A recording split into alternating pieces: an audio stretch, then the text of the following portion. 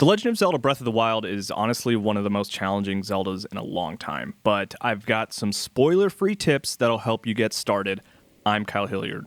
Do not get precious about your weapons in Breath of the Wild because they're going to break very fast. And the best thing to do is right when you see that alert happen on screen, throw your weapon. You're going to do more damage.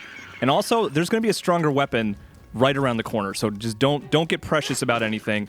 Get rid of your equipment the second it's about to break. Arrows are actually a very precious commodity in Breath of the Wild. They're hard to come by. So a good tip early on is just set up a situation like this where a bokoblin is shooting at you and just pick up his discarded arrows and go ahead and get a bank of those things ready because later you're going to be spending a lot of money on them. You will periodically be able to choose between expanding your hearts and expanding your stamina meter. I would actually suggest expanding your stamina meter first because you can cook a lot of stuff that will give you extra hearts, but the stuff that you can cook to give you extra stamina expires very quickly. Now, that isn't to say hearts aren't important. I was very happy that I had 13 hearts as I was heading into the end of the game, but stamina is just as important. You'll come across these guys a lot. These are guardians. Some of them are active. Most of them are like this guy. They're dead. But you should still walk up to them and inspect them because they have stuff in them that will be very valuable later. You're going to want to have a lot of what they have to offer.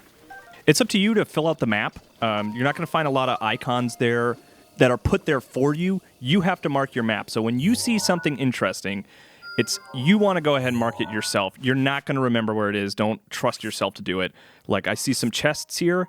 Mark those chests so that you can come back to them later. Make your own marks. Decide what you want each of those symbols to be, and go ahead and start filling out your map with your own icons as soon as you've found some things that are worth looking at. Shrines like these are hugely important. You're going to want to find them. You're going to want to solve them. But if you do not feel like going inside and solving its puzzle, you don't have to. What you do want to do, though, is at least walk up to it and open its door so that it becomes a fast travel point. You'll see this one's half blue and half orange. That means I've discovered it, but I haven't solved it yet. And the nice thing about opening the door is that you can fast travel back to it at any point and go solve its puzzle. So if you don't feel like solving puzzles, you don't have to right away, but you'll want to come back and do it when you are in the mood. When Link is climbing anything, he uses stamina, and he doesn't recover it. It just goes away as you use it. But when Link is climbing ladders, for whatever reason, he recovers his stamina, so you should always just immediately start pressing jump the second you start climbing a ladder, because even if you don't make it to the top, he'll get his stamina back, and you'll be fine. At a certain point in the story, you will get markers on your map that give you a sort of general idea of where the dungeons are going to be. I would suggest taking the southeast and northwest dungeons first.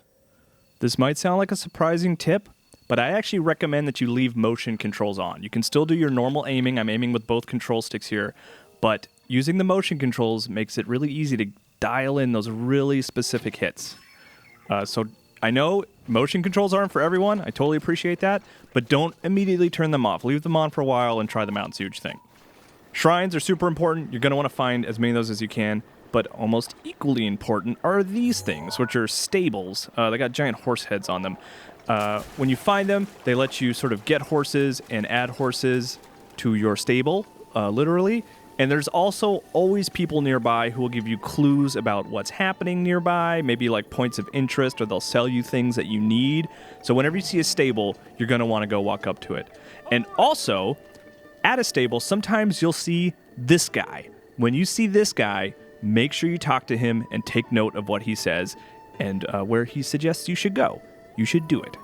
There are tons of side missions in the game, and most of them, when you complete them, you get rupees, but there is a mission down in this area. I won't tell you what it's called or who you have to talk to, but there is a woman looking for 10 flint, and I highly recommend you give her 10 flint as soon as you can.